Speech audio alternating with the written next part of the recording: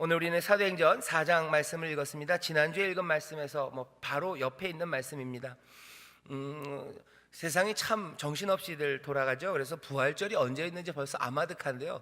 우리가 부활절이 지나고 이제 3주 됐습니다. 부활절 이후 세 번째 주일입니다. 오늘 우리가 생각해야 될 것은요, 우리가 어떻게 살아야 되는지는 여전히 우리가 깊이 생각해야 되는 주제입니다. 부활을 믿는 사람들, 그래서 성령의 충만함을 받은 사람들, 다른 사람들이 아니라 바로 저와 여러분들 이야기입니다. 여기 부활을 믿는 사람들이 모여 있어요. 그리고 성령 충만한 사람들이 함께 예배하는 자리입니다.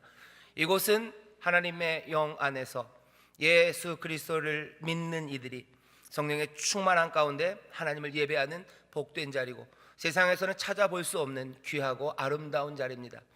오늘 여기 있는 부활을 믿고 그리고 성령의 충만하심을 받은 하나님의 사람들을 향해서 오늘 주님께서 어떻게 살아야 되는지 이 말씀을 읽게 하십니다. 사도행전은 보통 역사서라고 그럽니다. 무슨 역사서예요? 역사서는 이야기로 가득 차 있습니다. 사도행전은 이야기죠. 이야기라는 건요, 우리를 조금 이렇게 풀어놓습니다. 이야기를 들으면 풀어져요. 그래서 아이들이 할머니한테 자기 전에 꼭 옛날 얘기 해달라죠. 들은 얘기 또 해달라고 그러고 또 해달라고 그래요. 왜냐하면 재밌기도 하고, 그래야 부르르가 아니죠, 스르르, 잠이 들기 때문이에요. 오늘 이 사도행전도 이야기입니다. 이게 이야기이기 때문에 우리에게 당위, 어떻게 해야만 한다라는 걸 노골적으로 밝히지 않아요. 그리고 이렇게 기대해야 된다라고 그것도 노골적으로 설명하지 않습니다. 그냥 이야기예요. 하지만 이야기는 힘이 있습니다. 이 이야기를 듣다 보면 내가 스스로 생각하게 돼요. 이래야만 될 것 같고요. 그리고 이야기를 듣다 보면 이런 꿈들을 꿉니다. 그리고 저런 꿈들을 꿔요. 오늘도 우리에게 주어지는 건 베드로, 그리고 베드로와 그 주변에 있는 사람들의 이야기예요. 오늘 여기 성령 충만하고 그리고 부활을 믿는 한 사람, 베드로라는 예수님의 제자, 예수님을 사랑했던 그 사람, 전에는 아무것도 아니고, 전에는 겁쟁이였고, 어쩌면 전에는 천방질축으로 날뛰고 뭔가 아무것도 할 수 없는 것 같지만, 이제 부활의 주님, 그 부활의 주님을 만나 성령의 충만함을 받은 이 사람 베드로, 이 베드로가 살아가는 모습입니다. 그 이야기를 우리에게 들려줘요. 이 이야기를 들으면서 여러분들 누군가는 이걸 당위로 받아들일 거예요. 이래야만 되겠구나. 예수 믿고, 그래서 부활을 믿고, 그래서 성령의 충만함을 받은 나는 그럼 이렇게 살아야만 되겠구나. 아니면 이렇게 살 수 있겠구나 하는 그 기대, 그것들을 갖게 될 겁니다. 여러분들에게 이래만 한다고 당위를 이야기하기도 어렵고, 이래 기대를 가지시라고 제안하기도 어려워요. 그냥 이 이야기를 여러분들에게 들려주고 싶습니다. 이 이야기를 들려드리면 여러분들 마음에 드는 생각들이 있을 거예요.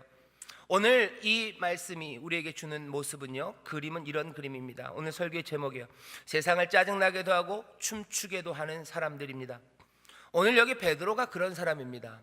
세상을 짜증나게 해요. 그리고 이 베드로는 세상을 또 춤추게도 합니다. 누가 짜증나고 누가 춤추는지는 여러분들 아실 겁니다. 오늘 본문에 보면 춤추는 사람 이야기는 오늘 본문에는 없어요. 하지만 앞에 3장부터 이어오는 그 유명한 이야기이기 때문에 여러분들은 이 춤췄던 사람이 누군지 압니다. 성전 미문 앞에 앉아 있었던 사람이요, 나면서부터 일어서지를 못했어요. 한 번도 서지 못했던 그 사람이 이제 일어서서 걷기 시작합니다. 그리고 뛰기 시작합니다. 그리고 어떻게 해요? 노래하고 하나님을 찬송하기 시작해요. 노래하기 시작해요. 이 일이 어떻게 이루어집니까? 베드로와 요한이라는 예수님의 제자예요. 어쩌면 거짓말했던 사람이고, 그리고 어쩌면 겁나서 도망갔던 사람들이고, 별 볼 일 없었던 것 같은 이 사람들이 부활을 믿고 성령으로 충만함을 받고서요 행한 일이에요. 세상을 춤추게 합니다. 춤추지 못했던 사람들을 춤추게 해요. 일어서지 못한 사람들을 일어서게 하는 거예요. 숨쉬게 하는 거죠. 숨쉬지 못했던 사람들 숨쉬게 하고, 그리고 꼼짝도 못하고 꿈도 꾸지 못했던 사람들이 이제 새로운 것들을 꿈꾸게 하죠. 오늘 본문 말씀의 앞에 있는 이 주저앉아 있던 사람이 일어나는 걸 보면요, 이 사람 발과 발목이 곧 힘을 얻기 시작한대요. 힘을 얻기 시작하면요, 이 사람 어떻게 됩니까? 뛰어 서서 걸으며 성전으로 들어가고 걷고 또 뛰고 하나님을 찬미해요. 힘이 점점 생기면 어떻게 되냐면요, 꿈들이 생겨요. 걸어볼 수 있을 것 같아요. 뛸 수 있을 것 같아요. 내가 늘 성전 바깥에 있지만 이제 성전 안으로 들어갈 수 있을 것 같아요. 내가 전에 부를 수 없었던 노래들, 하나님을 찬송하는 노래, 그 노래 부를 수 있을 것 같아요. 전에는 무슨 노래 불렀을까요? 이 사람 슬픈 노래 불렀을 겁니다. 자기 인생 한탄하는 노래 불렀을 거예요. 사람들의 동정심을 자극하는 그런 노래 불렀을 거예요. 그런 노래 제가 잘 모릅니다. 예, 뭐 한 푼 주면 안 잡아먹지 뭐 이런 걸까요? 그런 노래 불렀어요. 하지만 이 사람은 다른 노래를 부르기 시작합니다. 베드로, 세상을 춤추게 했던 사람이에요. 근데 오늘 본문을 보면요, 세상을 춤추게만 하는 건 아닙니다. 이 베드로가 사람들을 짜증나게 합니다. 1절부터 볼까요? 사도들이 백성에게 말할 때 제사장들과 또 성전 맡은 자와 사두개인들이 이르러 백성을 가르침과 예수를 들어 죽은 자 가운데서 부활하는 도절함을 싫어하여 저희를 잡음에 날이 이미 저문고로 이튿날까지 가두었습니다. 잡아서 가둘 수 있는 권세가 있는 사람들이요, 제사장들, 성전의 책임자들, 사두개인들, 예루살렘의 제일 힘센 사람들, 성전을 맡은 사람들, 어쩌면 그 예루살렘의 모든 경제력 그리고 정치력을 다 손에 쥔 사람들, 사두개인들, 이 사람들이 옵니다. 이 사람들은 오는데요, 여기 보면 이렇게 돼 있어요. 백성을 가르침과 예수를 들어 죽은 자 가운데서 부활하는 도 전함을 싫어한대요. 이 사람들은 싫어합니다. 여기 앉아있던 사람이 일어서는 것 때문에 놀랐다고도 안 그러고요, 당황했다고도 안 그래요. 까짓거 그런 일 있을 수 있다는 겁니다. 이 사람들은 뭐 하는 거예요? 이 사람들을 설명하는 말은 지금 이 사람들이 싫어하고 있어요. 헬라어로 이 말이요, 디아포네오마입니다. 디아포네오마이. 디아 그러면요, 이렇게 그냥 쭉 관통해서요. 포네오마이, 포네오 그러면은 고생한다는 거예요, 힘들다는 거예요. 그러니까 쭉 계속 힘들고 고생스럽다는 의미가 여기 담겨 있어요. 그래서 이게 뭡니까? 이 지친다는 거예요. 지쳤어요. 짜증납니다. 얘네들 짜증나게 하는 거예요. 나를 지치게 합니다. 괴로워요. 이거 고통스러워요. 얘네들 나를 힘들게 하네요. 베드로가 이 제사장과 성전 맡은 사람들 그리고 사두개인들을 지치게 하고 짜증나게 합니다. 죽은 사람이 죽은 사람은 아니지만 평생 동안 앉아있던 사람이 일어났어요. 그리고 부활의 도가 선포되고 있습니다. 근데 사람들, 특별히 이 제사장과 사두개인들은 어떻게 해요? 짜증나고 있어요. 짜증나는 거예요. 까짓거 한 사람 일어날 수 있어요. 그 사람에게 뭐 돈 주는 거 이 사람들도 할 수 있습니다. 이 사람들, 여기 그 거지에게 부요함을 주는 거 이 사람들 할 수 있어요. 자기들에게 잘 보이면 줄 수 있어요. 좋은 목, 성전에서 돈 제일 많이 나오는 자리에 앉혀줄 수 있어요.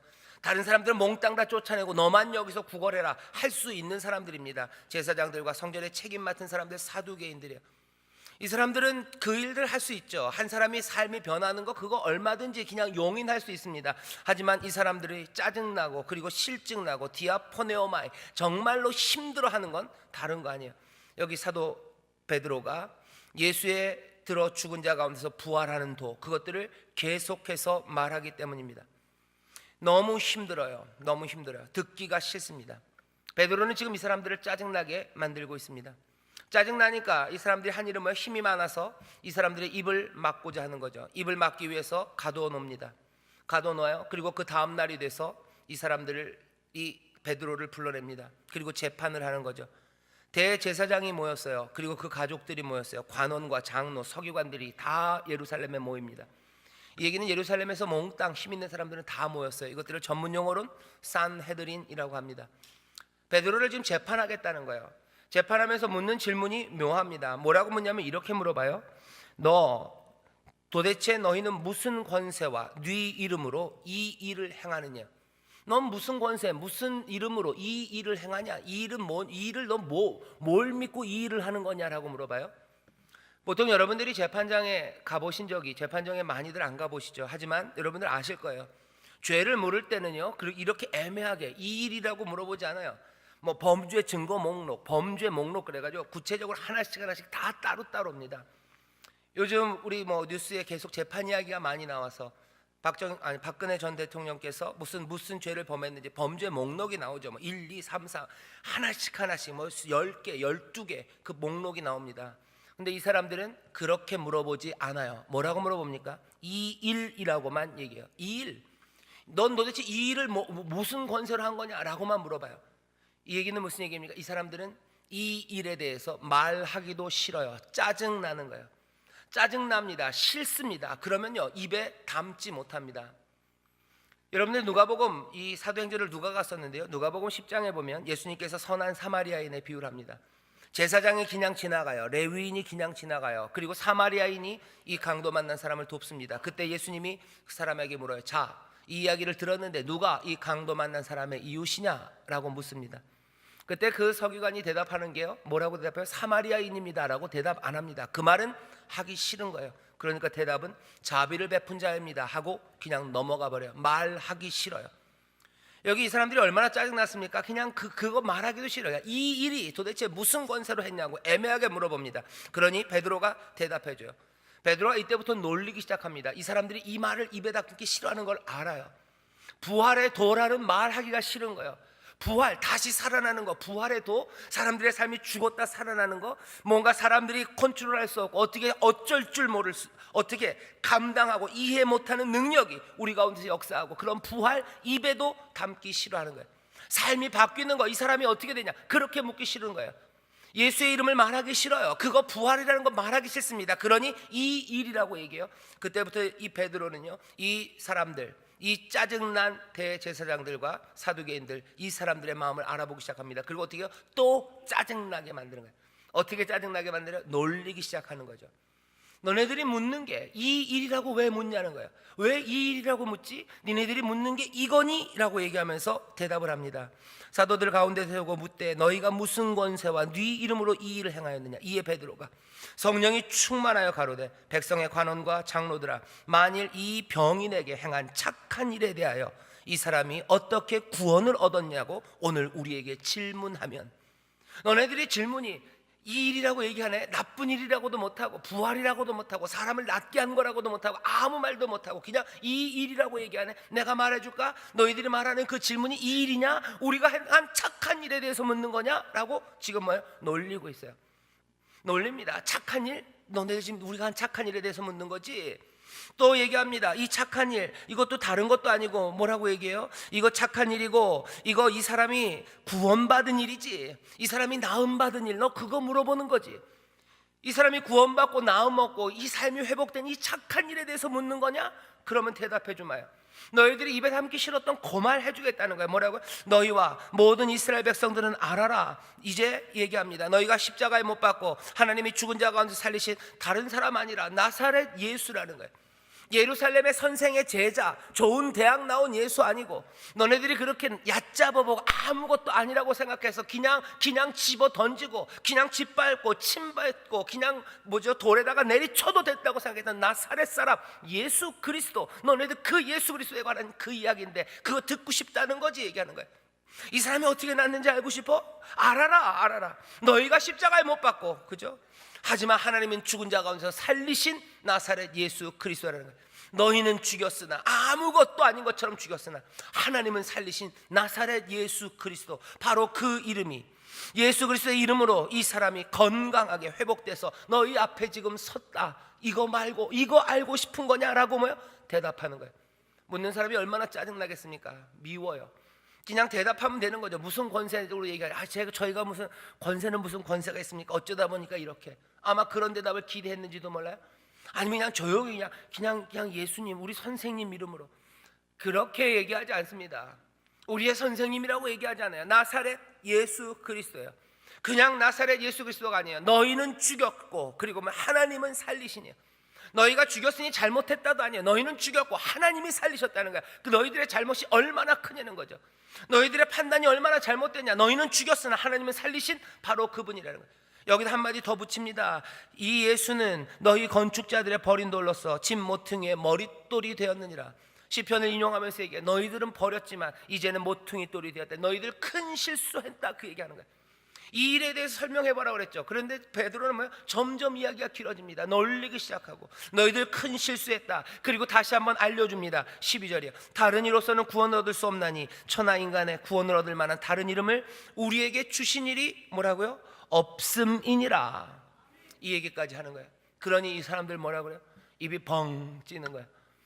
그냥 이 베드로가 꼼짝도 못할 줄 알았어요. 저녁에 밤에 가둬놨습니다. 가둬놨어요. 옥에 갇히면 사람들 마음이 약해져요. 그죠? 갇힌 적 있으신가요?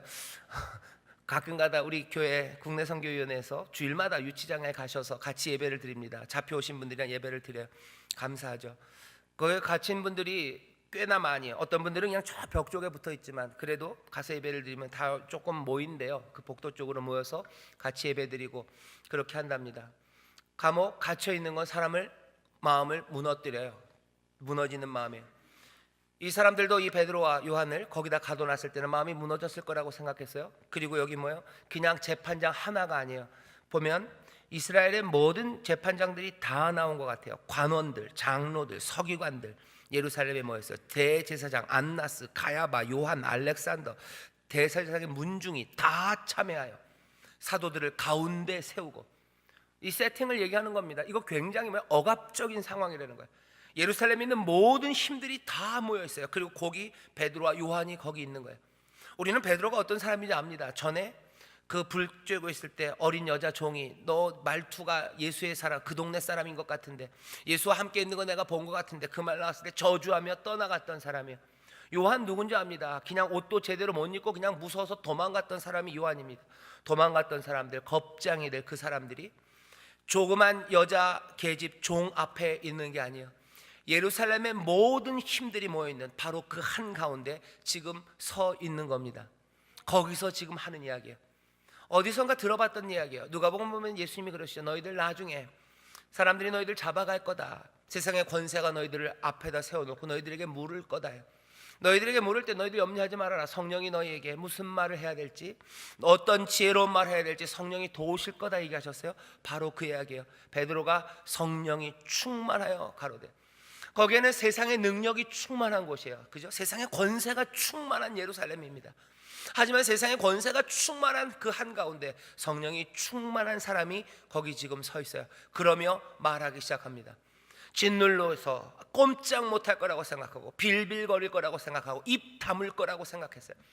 네가 사람들 앞에 서니까 그렇게 떠들었겠지. 베드로, 이 겁쟁이야. 이 산헤드린 앞에, 이 권세 앞에 네가 말할 수 있을 것 같냐?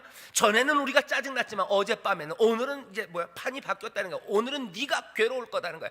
네가 이제 침묵할 거다. 그러면서 찍어 누르면서 물으는 거야. 넌 도대체 무슨 권세와 무슨 이름으로 이 일을 행하였느냐? 베드로는 성령이 충만하여 눌리지 않습니다. 오히려 이 사람들을 조롱하기 시작하는 거야. 왜 아무 말도 못하고 이 일이라고 그러냐는 거죠. 이 일이라고 질문하는 게 우리가 한 착한 일에 관한 겁니까? 우리가 한 그 사람들을 낫게 한 그 일에 관한 겁니까? 사람들을 회복하고 구원하는 이 좋은 일에 대해서 지금 묻는 겁니까? 라고 질문하기 시작하는 거예요. 쏴붙이는 거예요. 비꼬기 시작합니다. 우리가 한 건 구원이에요. 너희들이 그렇게 기다렸던 회복이에요. 그 일이 여기 이루어졌다는 거죠. 거기에 대해서 알고 싶냐? 그럼 대답해 주겠다는 거예요. 말 못할 거 없다. 내가 얘기하지. 어제도 내가 얘기했던 것처럼 오늘도 얘기한다는 거예요. 나사렛 예수 그리스도의 이름으로 일어난 거예요. 그 전날 뭐였습니까? 성전 미문에 있는 그 안진뱅이, 그 장애가 있었던 사람에게 얘기했었어요. 내가 은과 금 없다 하지만 내게 있는 것으로 내게 준다. 곧 나사렛 예수의 이름으로 일어나 걸으라. 손을 내밀어 붙잡고 일으키니 그 발목에 힘이 생겨서 춤추고 뛰고 걷고 성전으로 들어가고 하나님을 찬미했던 바로 그 일이다. 그거 알고 싶냐? 이제 베드로는 다시 이야기하는 겁니다. 주눅들지 않아요. 또 얘기합니다. 또 얘기해요. 그러면서 한 걸음 더 나가죠. 이 사람들아, 구원받을 만한 다른 이름 이제 주신 일이 없다. 너희들이 버렸으나 이제 모퉁이 돌이 되게 하시고 여기서 새 일을 행하신다. 어쩌면 다시 한번 이 사람들을 놀리지만 베드로는 뭐예요? 지금 초청하고 있는 거예요. 너희들 생각을 돌이켜라. 너희가 버렸지. 하지만 너희가 죽인 예수를, 나사렛 예수를 하나님은 다시 살리셨다는 거예요. 너희가 버린 돌이나 이제 모퉁이 돌이 되게 하셨다. 이제 집이 지어져 간다는 거예요. 이스라엘의 집이 지어져 간다. 하나님의 뜻이 이루어져 간다. 너희가 실수했으나 돌아와라. 천하 만민에게 다른 이름, 구원받을 만한 다른 이름 주신 적 없으니 너희도 와라 얘기하는 겁니다. 여기에 대해서 이 사람들은 어떻게 해야 됩니까? 회개하고 돌이켜 죄 사함을 받고 상쾌하고 유쾌하게 하는 숨쉬게 되는 날, 그 날을 봐야 되는데 이 사람들은 그렇지 못했어요. 이 사람들은 뭡니까? 그냥 침묵입니다. 오늘 본문은 아니지만 13절 14절 보면 이렇게 되죠. 저희가 베드로와 요한이 기탄 없이 말함을 보고 막힘이 없이 말해요. 이 사람들 쫄지 않아요. 입을 막으려고 하는데 입이 안 막아집니다. 기탄 없이 말함을 보고 그 본래 학문 없는 범인으로 알았다가 이상히 여겨요. 또 그 전에 예수와 함께 있던 줄도 알고 함께 있으면서 어떻게 했는지 압니다. 또 병 나은 사람이 그들과 함께 서 있는 것을 보고 어떻게 해요? 힐난할 말이 없는지라. 할 말이 없어요. 제사장들과 관원들, 그 산헤드린 그 권세는요, 베드로와 요한을 입 다물게 하려고 거기다 세워놨어요. 하지만 이제 누가 입을 다뭅니까? 그 권세, 세상의 모든 힘이 입을 다뭅니다. 짜증났던 이 사람들이에요. 근데 이젠 결국 어떻게 됐어요? 입 다물어 버립니다.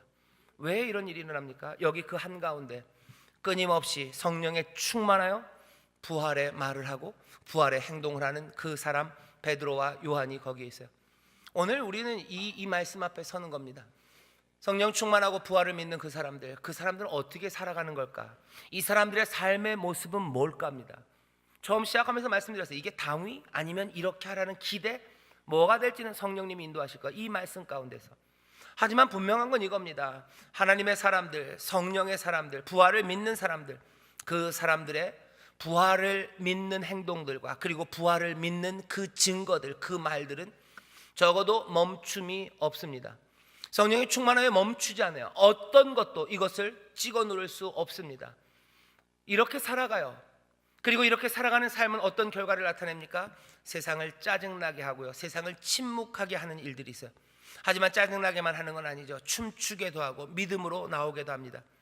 오늘 살짝 숨어있는 말씀이 4장 4절이에요 이 사람들은 짜증이 나서, 그죠? 권세들은 짜증이 나서 베드로를 가뒀어요. 하지만 4장 4절을 보면 말씀을 들은 사람 중에 믿는 자가 많으니, 회개하고 돌이킨 사람들이 많다는 뜻입니다. 믿는다는 건 여기 사도행전에서 그런 뜻이에요. 회개하고 돌이킨 사람들이 많아요. 얼마나 됩니까? 5,000명입니다. 남자만 5,000명이나 되었더라 말씀하셔요. 여기 또 짜증나는 사람만 있는 건 아니에요. 기쁨으로, 여기 믿음에서 돌아서서 그것들을 가두려는 사람만 있는 것이 아니라 회개하고 돌아서는 사람들이 있어요. 여전히 뭘 통해서요? 이 베드로의 성령 충만한 부활의 행동들과 그리고 부활의 말들을 통해서 그 일이 이루어집니다. 우리가 살아가는 삶에서요, 여러 가지 기대하시고 이렇게 사는가 보다 생각하실 텐데, 오늘 이 말씀을 보면서 그 생각을 하셔야 돼요. 우리가 믿음으로 살고 그리고 예수님을 따라 성령 충만하여 말하기 시작할 때요, 세상은 두 갈래로 나눠집니다. 빛이 세상에 오면 모든 사람들이 빛을 영접할 것 같았죠. 요한복음 1장에서는 아니라고 이미 얘기하셨어요. 3장에서도 그러고, 빛이 세상에 오지만 백성들이 다 영접하지 않는데요, 영접하는 자는 영생을 얻지만 어떤 사람, 영접하지 않는 사람들, 그 사람들은 벌 받습니다. 요한복음 3장에 그래요. 하나님이 세상을 이처럼 사랑하셔요. 그래서 독생자를 주셨어요. 저를 믿는 자는 다 영생을 얻습니다. 그러면 모두가 다 영생을 얻냐? 아니요. 바로 그 뒤를 보면 사람들은 누구는 빛으로 나오고 누구는 어둠을 사랑해서 빛에서 떠나가고 오히려 빛을 꺼뜨리려고, 빛을 침묵시키고 가리려고, 그 부활의 스킬을 제거하기 위해서 사람들은 나섭니다. 여기 길이 있다라는 말을 들을 때 사람들이 몽땅 다 그 길을 영접하는 거 아니에요. 여기 생명의 길이 있다, 여기 살 길이 있다라고 얘기할 때 모두가 다 춤추며 감사함으로 나오는 건 아닙니다. 여기 우리를 살리는 이름이 있다라고 얘기했을 때 생명과 생명의 이름이 여기 있다, 생명을 가져다 주는 권세의 이름이 여기 있다, 구원받을 만한 다른 이름이 없다라는 이야기를 들을 때 우리의 생각은 기쁨으로 모두 다 영접할 것 같아요. 그런데 아닙니다. 즐거워하는 이가 있는가 하면 괴로워하는 사람들, 짜증나는 사람들이 있어요. 그럴 것 같습니다. 왜냐하면 내 길이 있기 때문에 그래요. 그리고 실은 우리에게 제시된 그 길이 싫기 때문입니다. 내 길을 버리기 싫은 거예요. 그리고 내 길로도 살 수 있을 것 같아요. 그러니 구태여 그 길로 가는 그 방법들, 그 이름의 권세를 내가 붙잡아야 될 이유가 없는 거죠. 그러니 자꾸 얘기하면 짜증나는 겁니다. 입 다물라고 하는 거야. 입 다물어. 좀 짜증난다는 거야. 왜 자꾸 예수가 구원이라고 얘기해 보세요. 여러분들이 실제로 한번 삶에서 적용해 보셔요. 그리고 한번 상상해 보세요. 여러분들의 삶의 현장에서, 그죠? 가정에서, 아니면 직장에서, 아니면 여러분들이 만나는 친구들에게 계속해서 한번 얘기해 보셔요. 예수의 부활을 계속 얘기해 보셔요. 예수님만이 길이라고 얘기해 보세요. 예수님께서 우리에게 생명을 주시고 부활의 능력이 우리 가운데 역사하셔서 우리의 삶을 회복해 하시고 우리로 하여금 춤추고 찬미하고 우리의 약한 자들에게 새 힘을 주셔서 일어서게 하신다고 한번 자꾸 얘기해 보세요. 사람들이 몽땅 다 그 말을 들을 때 기쁨과 감사함으로 받나요? 그런 사람도 있습니다. 믿고 나오는 사람이 5,000명 있을 거예요. 믿고 춤추고 하나님을 찬미하고 그 새 삶을 얻는 사람, 영접하는 사람들이 있을 겁니다. 하지만 짜증내는 사람들이 있어요. 짜증냅니다. 그만하지, 그래, 그만하지. 소망 그런 거 그만 얘기하래요. 하나님의 역사 그만 얘기하래요. 오늘 우리가 부활의 행동들과 그리고 부활의 말들을 전할 때 세상의 반응은 짜증내든지 아니면 춤추든지 둘 중에 하나예요. 아마 그걸 미리 아셔야 될 겁니다. 모두가 다 춤추지 않아서 너무 실망하지 마십시오. 그리고 모두가 다 짜증내는 일이 있다고 해도 여러분들 너무 가슴 아파하지 마셔요. 예수의 사람들 그리고 부활을 믿는 사람들은 세상을 짜증나게도 하고 춤추게도 하는 사람입니다. 여러분들 공자님 말씀 좋아하시는지 모르겠는데 공자의 제자 중에 자공이라는 사람이 있어요. 이 사람은 둘은 참 좋은 뭐죠? 스승과 제자인 것 같아요. 공자를 거꾸로 하면 자공이죠. 자공이가 공자님에게 물었어요. 자공이가 공자님에게 묻습니다. 선생님, 마을 사람들 모두가 좋아하는 사람, 그 사람은 어떻습니까? 공자님 말씀하셔요. 그 사람 좋은 사람이라고 할 수 없지 그러셔요. 아, 그래요? 여러분 생각해 보세요. 마을 사람 모두가 다 그 사람을 좋아해요. 그 사람은 어떻습니까? 공자가 말합니다. 아, 그 사람 좋은 사람이라고 할 수 없대요. 그러니까 자공이 다시 물어봐요. 아, 그렇습니까? 그렇다면 마을 사람 모두가 미워하는 사람은 어떻습니까? 어쩜 맨날 바른 말만 하는 사람인가 봐요. 마을 사람 모두가 미워하는 사람은 어떻습니까? 공자가 얘기합니다. 좋은 사람이라고 할 수 없다 그래요. 그럼 뭘까? 공자님 대답하셔. 마을에 좋은 사람들이 좋아하고 그리고 마을에 좋지 않은 사람들은 미워하는 사람, 그 사람만 갖지 못하다 얘기합니다. 공자가 우리에게 주는 말이 있어요. 정말 선한 사람이 좋아하는 사람, 하지만 좋지 않은 사람은 미워하는 사람, 그 사람이 제대로 된 사람이라는 거죠. 여기에 대해서 공자님 말씀에 대해서 주석이 많이 달리죠, 그죠? 그 중에 유명한 주석학자 중에 하나가 주자입니다. 그래서 주자학 얘기하는데 주자가 그런 말을 했대요. 이 말을 설명하면서 마을의 선한 사람들은 좋아하고 불의한 자들이 미워하지 않아요. 결국 모두가 다 좋아하는 사람이요. 그 사람은 반드시 그 삶의 행동 가운데 구합이 있을 거라는 거예요. 타협이 있으니까 그럴 거다는 거예요. 뭔가 타협이 있으니까, 그리고 비굴하니까, 물러서니까 그럴 거다는 거예요. 모든 사람들이 다 좋아할 수 없습니다. 복음을 말하고 소망을 말할 때 모두가 다 영접할 거라고 기대하지 마세요. 예수님도 그러지 않으셨어요. 예수님께서 이 땅에 오셔서 진리를 말씀하시고 생명의 말씀을 전하시고 하나님의 은혜, 구원, 사랑, 용서, 세상에서 가장 아름다운 것들과 의로운 것들을 전하셨을 때도 사람들은 예수님을 핍박하고 십자가에 못 박았습니다. 여러분들 기대하셔요. 그럴 거라고 생각하셔요. 여러분들 일부러 사람들을 짜증내게 하려고 말하지는 마십시오. 그건 아닙니다. 세상을 일부러 짜증나게 말하는 건 아니에요. 우리가 하는 말들은, 오늘 본문을 보면요, 하는 말들은 정해져 있어요. 베드로가 하는 말은 늘 같은 말입니다. 뭐요? 부활의 이야기예요. 예수의 이야기예요. 예수 그리스도가 행하시는 놀라운 능력의 이야기예요. 그리고 그 부활로 뭐요? 그 부활에 합당하게 행하는 이야기입니다. 부활의 능력이 있기에 뭐 하는 거예요? 가난하고 주저앉은 그 사람에게 가는 거예요. 부활의 능력, 거기에 합당하게 행하기에 뭐예요? 내가 가진 것 없어도 예수의 이름으로 내가 내게 준다, 일어나 걸으라, 손 내밀고 손 붙잡고 일으킬 수 있는 거면 이건 부활을 믿는 사람들의 행동이에요. 부활을 믿고 예수 그리스도의 능력을 믿으면서 그 끝까지 그 부활을 말합니다. 사람들을 억지로, 일부러 짜증나게 하려고 하지 마셔요. 사람들을 일부러 넘어뜨리려고 하는 말 아닙니다. 하지만 예수의 사람들, 성령 충만한 사람들은 부활의 말을 계속해요. 부활의 행동을 계속해서 합니다. 그러면 어떻게 되냐고요? 여러분들 잘 아실 거예요. 사람들은 누구는 마음에 찔려서 이를 갈기도 하고, 누구는 마음에 찔려서 하나님께로 돌아오기도 합니다. 우리의 삶 가운데 여러분들 그렇게 기대하셔요. 이 권세가 베드로에게 얘기하죠. 요한에게 얘기합니다. 너네들 침묵해라. 요한이 대답해요. 내가 너희 말을 들어야 되니 하나님 말을 들어야 되니 묻습니다. 스데반을 보면 그런 말씀이 있어요. 사도행전 7장에 보면 스데반 집사가 설교를 합니다. 그때 사람들이 그 말을 들어요. 7장 54절에 보면 이렇게 되어 있습니다. 저희가 이 말을 듣고 마음에 찔려 이를 갈거늘. 말을 듣고 이를 갈아요. 스데반이 한 얘기가 뭐 잘못된 얘기 아닙니다. 예수의 이야기를 했어요. 예수의 부활에 관해서 이야기합니다. 거기에 구원이 있다고, 그러니 돌아오라고 생명의 길을 얘기해요. 그런데 모두가 다 기쁨으로 아니요, 짜증나요, 화나요, 마음에 찔려 이를 갑니다. 57절, 7장 57절에 보면 이렇게 돼요. 저희가 큰 소리를 지르며 귀를 막습니다. 듣기 싫다는 거야. 네 입을 못 막으면 내 귀라도 막겠다는 거야. 내 귀를 막아도 자꾸 들려요. 그러니 어떻게 하십니까? 일심으로 저에게 달려들어 입을 다물게 해요. 돌로 쳐서 죽입니다. 54절이랑 57절 사이에 55절에 그런 말씀이 있어요. 스데반이 성령이 충만하여 봅니다. 그리고 뭐예요? 말하는 거예요. 인자가 하나님의 우편에 앉은 것을 내가 본다고, 본 것을 말하기 시작해요. 본 것을 말하는 사람, 이 사람 누굽니까? 증인입니다. 보고 말하는 증인이에요. 성령이 충만하여 증인이 됩니다. 증언하는 거예요. 내가 부활을 봤어요. 내가 부활을 믿어요. 그러면 그 부활을 말합니다. 그리고 그것만 전합니다. 그것들 말하기 시작하는 거예요. 그러면 어떻게 돼요? 세상은 둘로 갈라질 겁니다. 여러분들 주변은 둘로 갈라질 거예요. 짜증나는 사람들, 그리고 또 춤추는 사람들로 갈라집니다. 오늘 본문에서도 그래요. 베드로가 성령이 충만하여 가로되, 성령이 충만하여 가로되. 성령 충만하여 부활의 행동을 하고 부활의 이야기를 하고 담대하게 계속해서 그렇게 나아가기 시작할 때 뛰고 찬미하는 치료와 회복의 역사가 넘치게 될 것이고, 동시에 또 세상은 우리를 향해 짜증내고 그리고 침묵하게 하려는 그 힘들이 우리를 향해 밀어 닥치게 될 겁니다. 이 삶이 우리 앞에 놓여 있어요. 어떻게 살아야 됩니까? 오늘 이야기는 이게 답니다. 우리는 남들 일부러 짜증나게 하는 사람들은 아닙니다.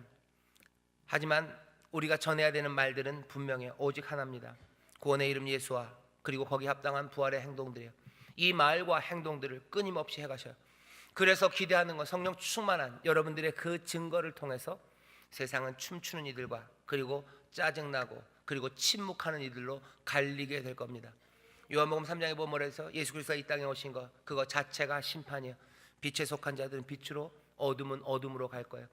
여러분들의 증거, 그 끊임없는 성실한 증거를 통하여 여러분들 욕하고 핍박하고 거짓으로 여러분들을 거스려 모든 악한 말 할 때 예수님 뭐라 그러세요? 너희들 기뻐하고 즐거워하라. 하늘에서 너희 상이 크민이라 말씀합니다. 말씀 따라 살아가는데 모든 사람들이 다 나를 안 좋아한다고 해서 너무 실망하지 마세요.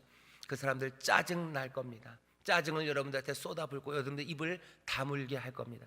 하지만 성령이 충만하여, 성령이 충만하여 끝까지 담대하게 용기 있게 사람의 말이 아니라 하나님의 말씀 그것 따라 순종하며 살아갈 때 춤추는 일들은 점점 더 많아질 거고, 하나님을 찬미하는 소리는 더 가득 차게 될 거고, 그리고 하나님이 영광 받으시고 또 그 하늘의 복을 누리는 귀한 삶이 우리 가운데 임할 줄 믿습니다. 기도하겠습니다. 하나님, 성령 충만하여 살아가기를 원합니다. 담대하게 용기 있게 부활에 합당한 행동을 하며 부활의 소식을 전하는 그 생명이 우리 가운데 임하여 나사렛 예수 그리스도 그 이름으로 구원을 얻는다고, 그 이름으로 우리의 삶이 회복되고 낫는다고 끊임없이 전하며 끊임없이 손을 내밀어 일으켜 세우는 하나님 성령 충만한 이들이 되게 하여 주시옵소서. 세상은 짜증을 나겠으나 아버지 하나님 또한 기쁨의 찬송으로 가득 차게도 하실 줄 믿사오니 주여 주님만 바라보며 따라갈 수 있도록 성령님 우리에게 함께하여 주시옵소서. 감사드리며 예수님 이름으로 기도하옵나이다. 아멘.